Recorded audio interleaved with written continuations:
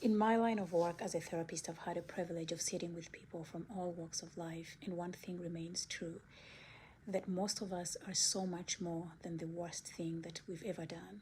Now, let me be very clear. This is me not trying to excuse harmful behavior or staying in unhealthy relationships or even ignoring the need for accountability. It is about learning to see the whole person, not just the mistake.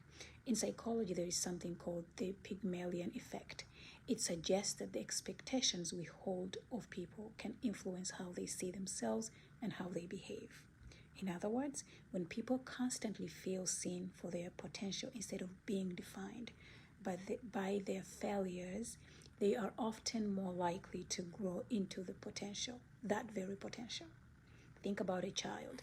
If a child constantly hears, "You are so naughty, you are so lazy, you're such a difficult child," they can begin to believe that that's who they actually are.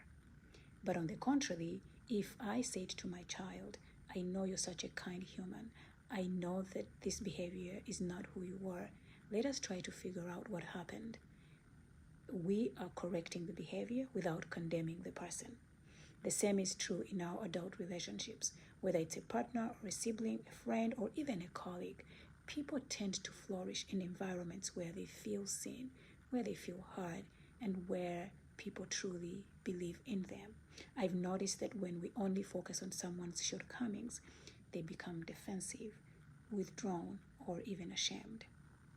But when we hold them accountable while also reminding them of who they are capable of becoming, we create a space for growth instead of just feeling guilty or ashamed. I think that's one of the greatest gifts we can give to the people that we love, to see beyond the moment they are struggling, to believe in the version of them they are still becoming. Because here's the truth. We all make mistakes. We all have moments where we're not proud of.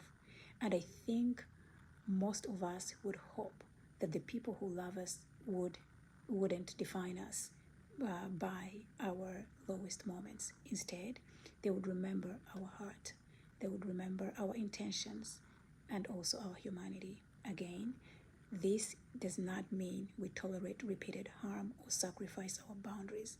Healthy love includes accountability. Healthy love says, "I love you enough to tell you the truth, and I believe you are capable of doing better." There is something incredibly healing about being loved in a way that calls us higher instead of keeping us trapped in shame. So here is my midweek invitation. Look at someone you love, whether it's a child or a friend or a partner or even a sibling, and ask yourself, am I relating to who they were at their worst, or am I helping them to become who they are capable of being? Because sometimes the greatest act of love is not overlooking a mistake. No, it is refusing to believe that the mistake is all there is to that person. And who knows, maybe someone in your life needs you to see the best in them until they are able to see it in themselves.